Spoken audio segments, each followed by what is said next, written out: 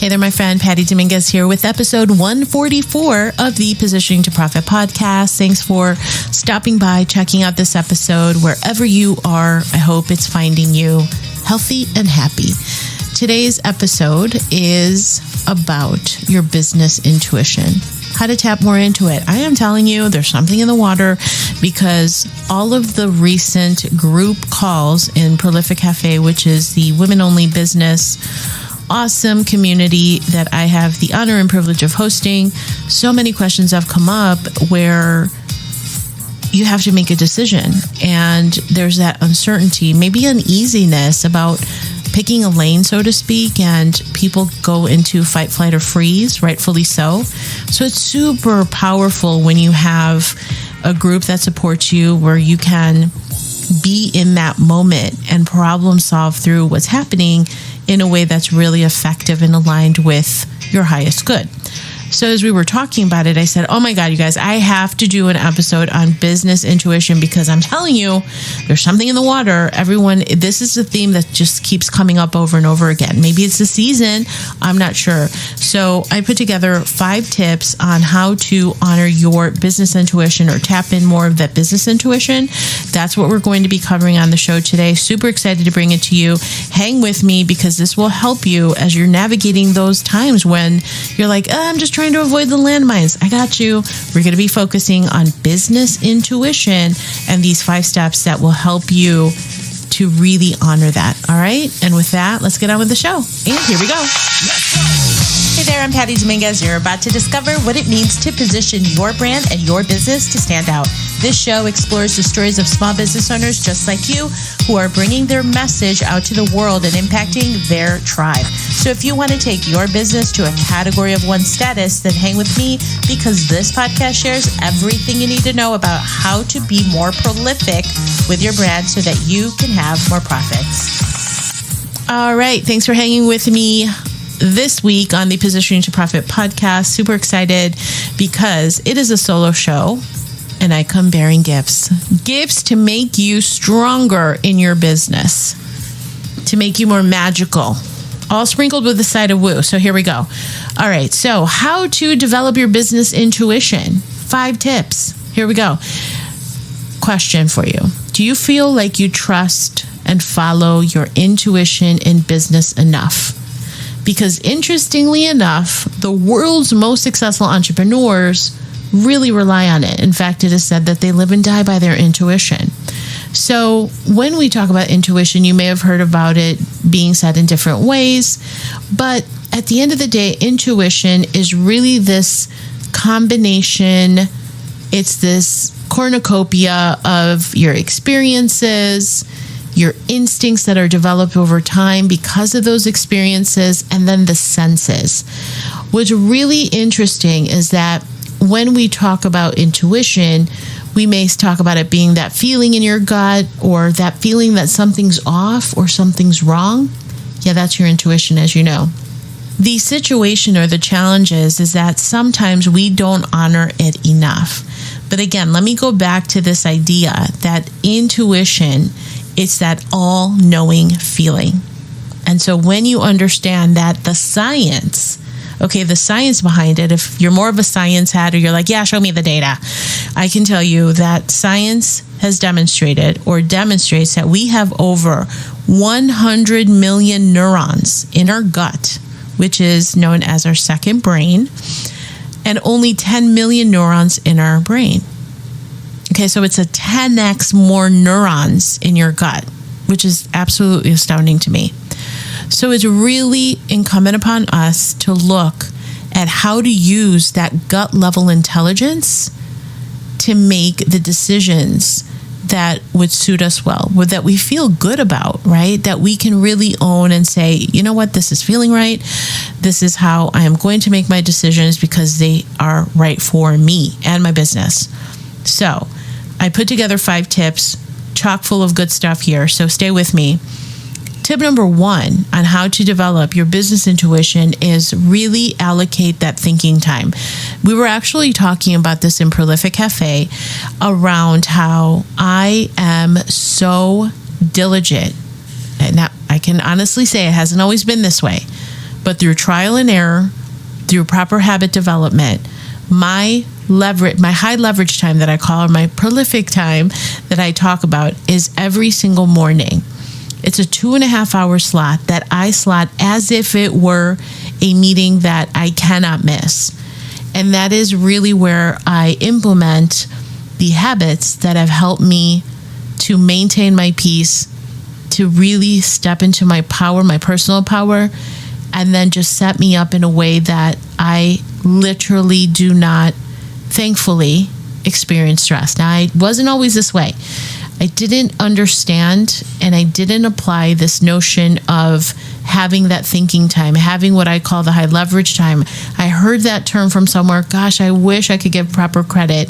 There was some other podcast, and the podcaster basically said, hey, there's this thing, it's called high leverage time, and it's just this time where, and in essence, what it is, it's a dedicated block of time where you are focusing on yourself. You can really call it your self-love time because it's different for different people. Some people do journaling. I love soul journaling, where you're just putting pen to paper and it's a stream of consciousness download, and you're just writing stream of consciousness style, not judging any of it, just a free flow. And I know that other people write down lists. You can write a list of what you're grateful for, starting out your morning with gratitude. Some people do grounding. I love that we have a puppy, and she really provides that time for me to just sit outside with my cup of coffee, my feet in the grass, and she's so happy and in the moment, just super present. So I am so grateful that I have that opportunity because I have slotted that thinking time. And what happens when you have that thinking time is that you allow the answers to come. And sometimes it's not like you're even asking for the answers. It's just like you're getting what some people call downloads. And it happens for different people in different ways. For me, it's my high leverage time, and it's just that quiet time that I have to myself. For other people, it may be that they have to do a self-hypnosis. Maybe you can go out for a walk. Maybe it's grounding. I really feel like for me, it's because I have my feet in the ground type of thing. Some people I've heard, and actually this has happened for me as well, is they will get these downloads of inspiration in the shower, of all places. Regardless, think of it as that thinking time. And as Albert Einstein was quoted as to saying, he says, I think, or he said, right? He's not alive. I think 99 times and find nothing. I stop thinking, swim in silence, and the truth comes to me. So what's so magical about that, and I remember when I was training back in 2013 for the Chicago Marathon, on the days that we would go for these long runs, it was so meditative, which sounds really weird, but anybody who is an athlete in that way, and trust me, I'm not an athlete, but I remember that I would have these moments where I was just in my head in that stillness, even though I was running, but it was so therapeutic. And I really love that thinking time. I've just parlayed that into another form of thinking time. Now it's just me going out for that walk, or again, just that grounding. I cannot emphasize enough how powerful this thinking time process, or this thinking time habit, has been for me. And I highly recommend doing that so that you can develop that business intuition. It's really powerful. All right, tip number 2 is about taking action as long as it's aligning with your vision. So in a Harvard Business Review article written by Modesco Maidike, and he wrote an article about trusting your intuition, where he interviewed 20 leading CEOs about the 2 major decisions in their careers, one that turned out well and one that did not.